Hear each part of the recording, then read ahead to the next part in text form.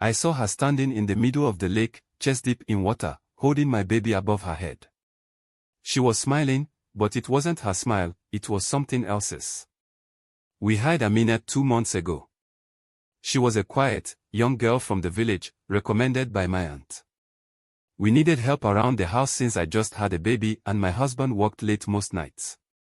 At first, everything seemed fine. She was polite, hardworking, and kept to herself. But then, strange things started happening. One evening, I found wet footprints leading from the backyard to the living room. It had rained earlier, so I thought maybe Amina had stepped outside and forgotten to wipe her feet. But the thing is, the footprints didn't match her shoes. They were too large, and they looked like they had webbed toes. I asked her about it, and she just laughed nervously, saying she hadn't been outside. I let it go. Maybe I was overthinking it. But after that, the strange things got worse. Sometimes, at night, I'd hear whispering from the kitchen. It sounded like a conversation, but when I got up to check, Amina would be alone, standing there in the dark. "Who were you talking to?" I asked her once. "No one, Ma," she said, smiling.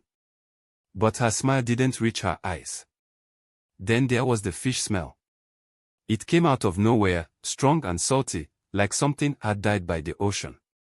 I cleaned the entire house, thinking maybe a rat had gotten trapped somewhere. But the smell always seemed to come back, stronger than before. One night, I woke up to the sound of water dripping. I went to check the kitchen tap, but it was dry. Then I noticed a trail of water leading to the baby's room. My heart nearly stopped. I rushed in, but everything seemed normal, except for Amina. She was sitting by the crib, humming softly to my baby. She looked up at me, and for a moment, I could have sworn her eyes reflected like a cat's in the dark. The last straw came 3 nights ago. It was late, and my husband was working overnight. I woke up to the sound of splashing water. At first, I thought I was dreaming, but the sound grew louder. I jumped out of bed and ran outside, following the noise to the backyard. That's when I saw her. Amina was in the lake behind our house, standing waist-deep in the water, her head tilted back as she chanted something I couldn't understand. Her voice was low, almost guttural, and it didn't sound human. In her arms was my baby. I screamed and ran toward the lake, but she didn't move. She just stood there, holding my child above her head, staring at me with that strange smile. The water around her started bubbling, and I swear I saw something moving beneath the surface, something big.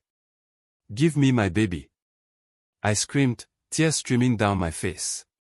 Amina blinked, like she was snapping out of a trance.